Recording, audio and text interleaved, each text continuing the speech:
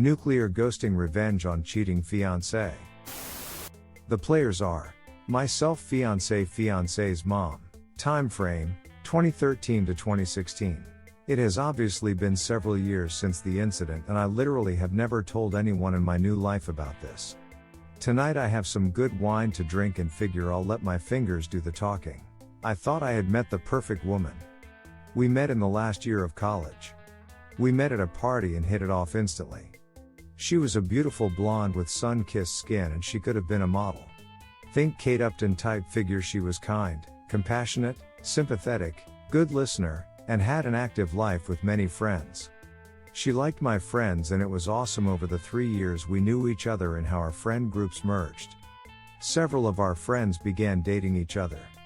It was some of the best times of my life. I was on for a postgrad in finance and she had a degree in contractual law. This is just to say we ended up being successful in our own rights. But I'm no slouch in the looks department either. 5'11", 190 pounds, and like the gym. I wasn't a super athlete, but let's just say I was built.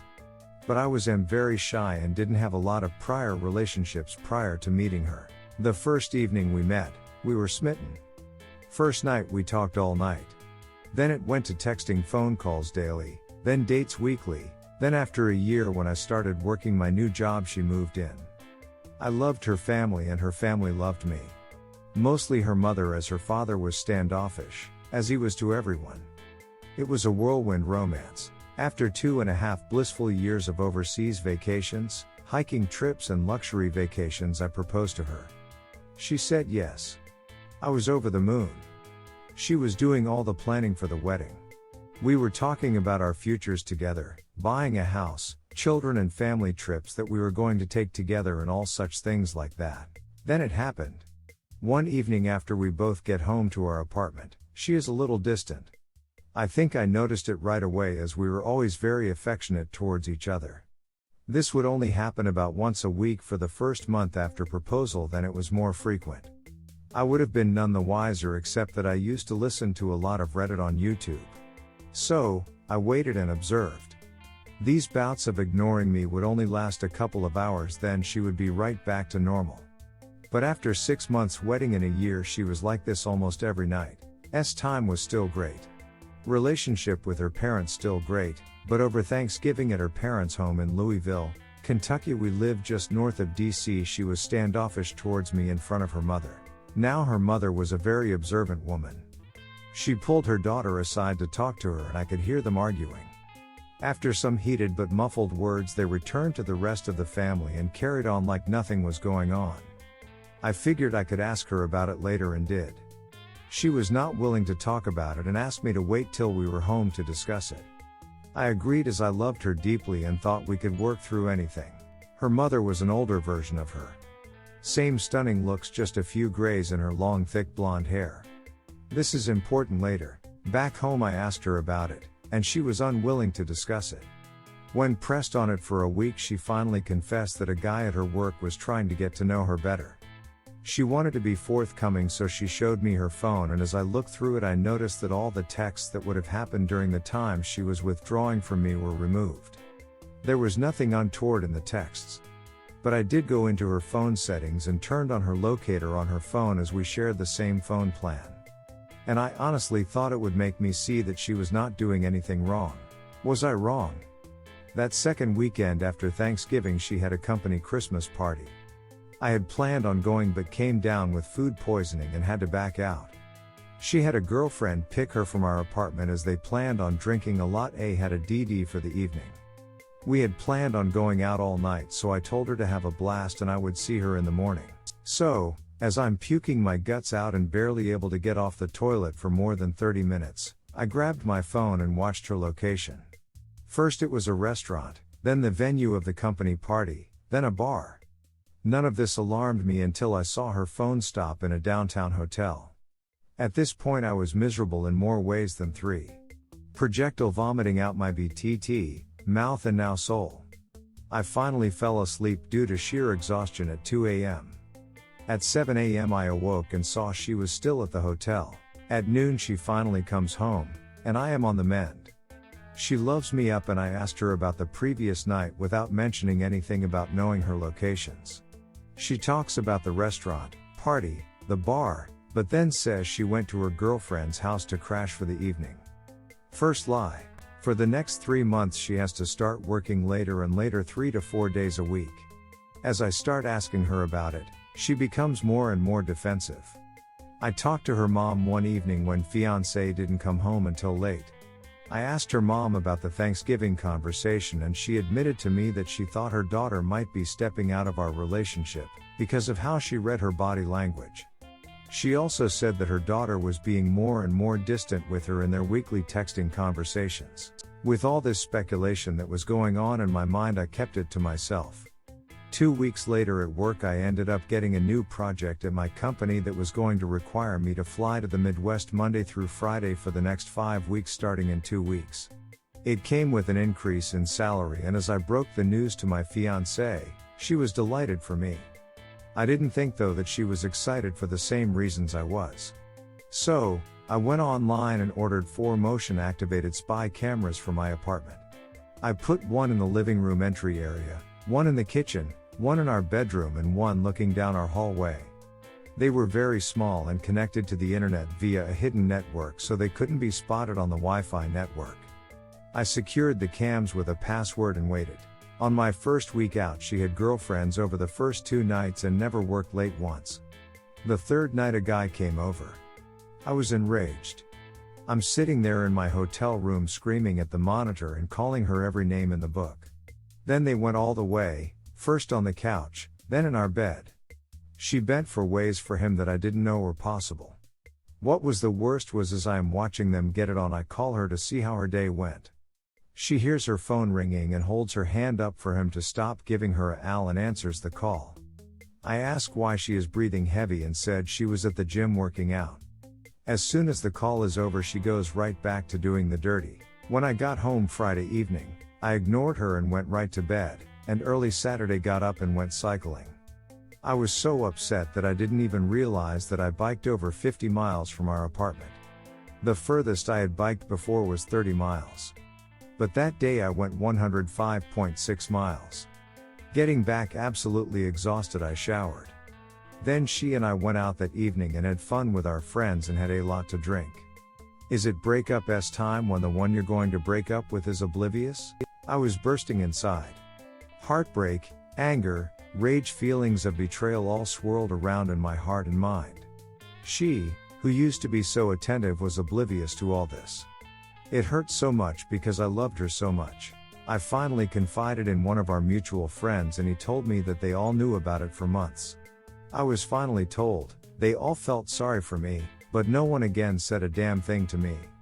Which is why they stopped inviting us out with them. I hadn't noticed it before, but I could look back and see that about 3 months prior they gradually invited us me less and less. So, I figured I would try and win her back. The next weekend I planned the entire weekend as a complete weekend of spoiling her in every way. Wined and dined, pampering, massages, rubs, and talking to her about future plans and about how much I loved her. I knew I was starting to break through when after her 4th glass of wine she started to cry, and I could tell the guilt was coming up to the surface. I asked her what was wrong, but she would choke up every time she tried to speak. I then told her that if she did something in her past or was having some kind of conflict in her mind that she needed to speak to me about, that I was more than willing to talk with her about it, and if forgiveness was needed then I was more than willing to forgive and move on. The only words that came out of her mouth in her was how much she loved me. It actually hurt to hear that from her, as I now had 4 separate videos of her and the other guy in our apartment getting it on. Over the next 8 weeks of traveling to the Midwest, the trips lasted for what would be 10 weeks. I recorded over 41 hours of her having time with what I found out was her coworker. She never worked late once while I was gone. I tried every weekend to be extra attentive, and each week she got more and more distant. After watching this for 8 weeks I was done, so I devised a 12-step getaway plan. 1. Gather evidence. 2. Get her out of the way. In order to execute my plan, I scheduled a 2-week exclusive getaway trip for us at an all-inclusive resort, Barbados. She was ecstatic. Then a week before the trip I claimed I had to back out and told her to take a friend. I knew it was over when she showed no disappointment that I couldn't go. She scheduled Coworker to go with her. 3. Terminate our apartment lease. It would expire 3 days into her trip and I was the sole signature on the lease. 4. Find a job in another town. The company I had been assisting in the Midwest had offered me a job with a slight increase in salary. 5. Find a new place to live. I got an apartment in the above said location. When she is gone, perform the following. 6. Take her to the airport, go back home and pack all her things same day. Saturday 7. Get a new phone number or phone email. Cancel all social media. Monday 8. Separate us completely in regard to finances. Withdrew all monies from our joint accounts and then closed them. I put all her money in an envelope and packed it in her things. Monday 9. Have the movers pack all my things up and ship it west. Monday 10. Take all her things to her mother's house 600 miles away. All my fiance's belongings fit into the back and bed of my F-250 crew cab. Tuesday through Saturday. 11. Give her mother the evidence. 12. Start my new life. I didn't want to do anything that was illegal, so I made sure that nothing of hers was missing. It was so hard to pack all her stuff nice and neatly away. I never cried so hard in my life. I have read so many times on Reddit about SOs saying they will never do it again when caught, but they don't stop. My hope was that she would genuinely confess so we could forgive and move on. She never did. Twice she came really close, but her secret was too hard for her to reveal. Tuesday morning, I left our apartment north of DC for the last time. It took 10 hours to get to her mom's house. What happened when I got there I was not prepared for. I arrived at her mom's house around 8 in the evening. I figured she would be surprised to see me since I was coming down unannounced. Since they lived in a gated community, I had to buzz her house from the front gate, so she was waiting for me outside when I drove up. I could tell that she had been crying when I walked up to see her. I asked her what was wrong and she hugged me, bawling that she thought her husband was cheating on her with a much younger, skinnier, and prettier woman. Dumbfounded, I just held her for what was probably 10 minutes. She soaked my right shoulder with her tears and snot. When she finally composed herself, I asked if we could go in a talk. We went in and I asked where her husband was and she indicated that he said he was going fishing with his buddies at a remote cabin an hour away. Then she said, he hates fishing. She gave me all the indications that she had picked up on, and apparently it had been going on for about a year. So, doing a little bit of research, we found a credit card hold charge for a 5-star hotel that was only 20 minutes away. On call later confirmed her husband was in fact there for a 4-night stay, cheating with his stress. 2 P's in APD, I said. What? She responded. 2 P's in APD, I said again. Your husband is cheating on you and your daughter is cheating on me. That's why I came here to drop her stuff off and move to Forex. I showed her the evidence in a binder on screen captures I had made. After looking at the first 3 or 4 pages, she looked at me dumbfounded. We both hugged and cried for a good 30 minutes. At that point she said stop crying and looked at me and said, well, tonight there is nothing we can do about it except for you and I to knock out these 3 bottles of Moscato and duck in every room of the house. She grabbed 2 wine glasses and a bottle of Moscato wine and walked out to their private pool deck saying, are you coming out here or are you going to get ducking revenge? Now I won't go into much detail because I don't want to get blue balls, but that night and for the next 3 days we ducked nonstop. I put myself in every hole her beautiful body could offer. I must have met in or on her 25 plus times in that period. After those days were over, we passionately said goodbye and I drove to my new destination. She kept me informed as to everything that happened when now ex-fiance got back. The day fiance got back was epic. I canceled my phone the morning of the day she got back.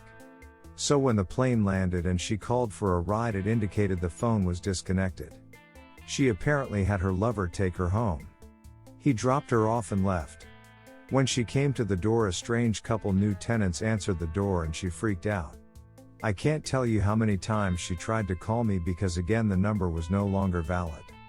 She went to her girlfriend's to stay for a time as Coworker was already married.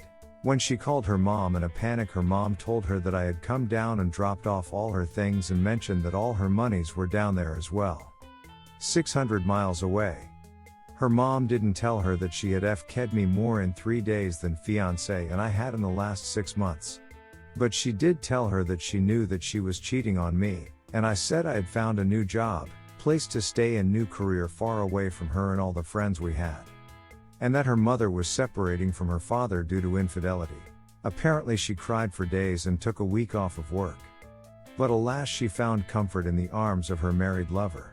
Her mom never let her know where I was at. I had completely cut off that part of my life. The only link I had to that old life was Fiance's mom. And she has kept our secret to this day. Fiance was ghosted the mosted. Redditors' reactions. Redditor 1, this is such a great story. You even got to literally duck her mom. Redditor 2, yeah, now send that video of Al to the married couple and see how that goes over. Redditor follow up, the wife of the married guy deserves to know what her husband is doing behind her back. Redditor 3, absolutely epic.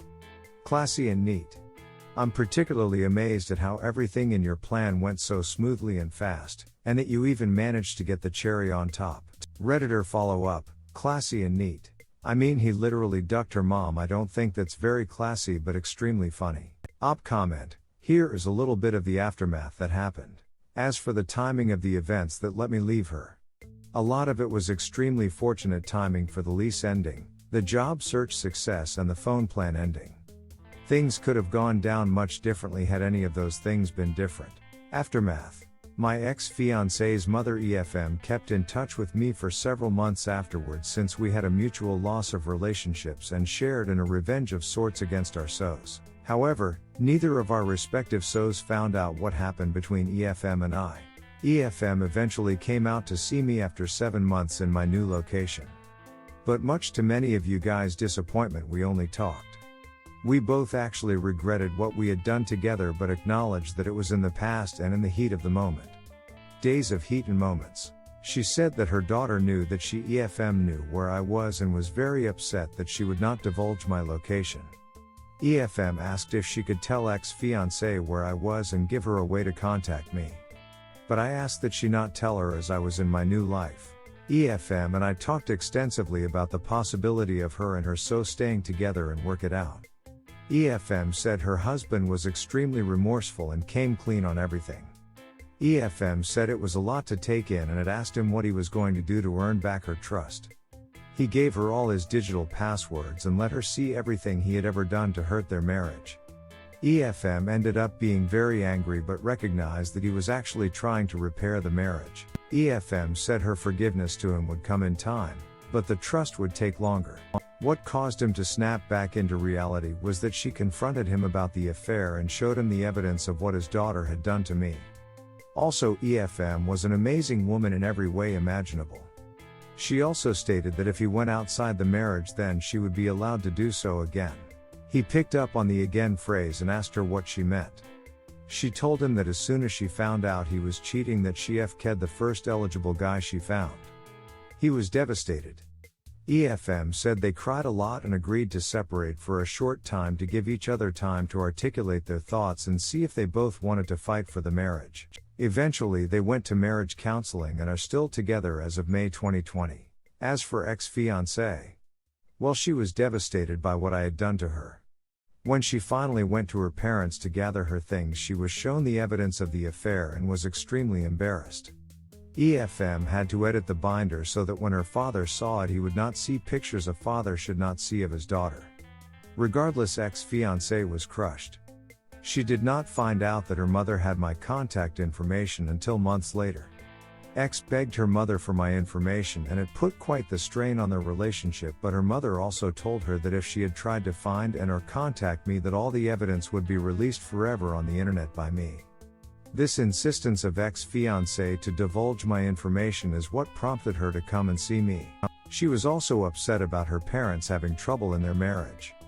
According to EFM, ex-fiancé was depressed for several months and sought counseling. She had immediately broke off the affair with Coworker once she returned from her parents' place in Louisville, Kentucky, and looked to find a new place of employment. Recently, Deck 2019, I found out that she was married and has 2 beautiful twin daughters with a stand-up guy and still lives in the DC area. According to EFM, she now worked from home and was loving her new life. I'm glad that she was able to right her foundering ship and have a happy start in life again. I recently destroyed all the incriminating evidence I had on ex-fiancé as I didn't want to be that guy who would hold her hostage for the rest of her life. I did ask EFM to let ex-fiancé know this. If I had been on the potential receiving end of that information bomb, then it would have caused me many sleepless nights. As for myself, well, let's just say I am satisfied with my current life. EFM and I talked every few months initially, but now we talk once, maybe twice a year. Usually it's a short note updating each other on life's little changes. The only question that remains unanswered for me is that if EFM and her husband were able to repair their marriage, would it have been possible for ex-fiancé and I to have repaired ours? But I never gave it the chance. One can only speculate. Our lives are on vastly different planes now.